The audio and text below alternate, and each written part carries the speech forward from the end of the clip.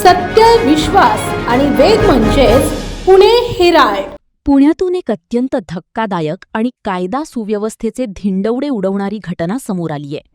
पुण्याच्या कोंढवा भागात एका किरकोळ वादावरून हिंदू अल्पवयीन मुलाला अमानुष मारहाण करण्यात आल्याचा प्रकार घडला.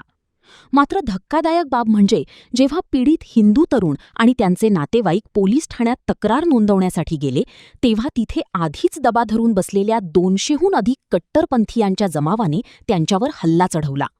नाराए तकबीर, अल्लाहू अकबर अशा घोषणा देत या जमावाने हिंदू तरुणांवर जीवघेणा हल्ला केला.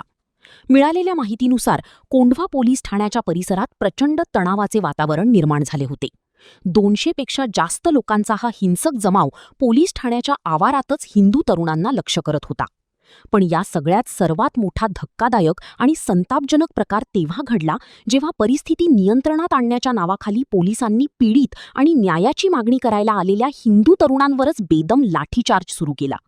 या घटनेमुळे कोंढवा परिसरात सध्या प्रचंड तणाव असून हिंदू संघटनांनी आणि स्थानिक नागरिकांनी पोलिसांच्या या भूमिकेवर तीव्र संताप व्यक्त केला आहे.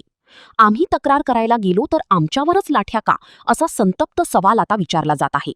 या प्रकरणातील दोषींवर आणि पोलीस ठाण्याच्या आवारात धुमाकूळ घालणाऱ्या त्या 200 जणांच्या जमावावर पोलीस आता काय कारवाई करणार याकडे सर्वांचे लक्ष लागले आहे.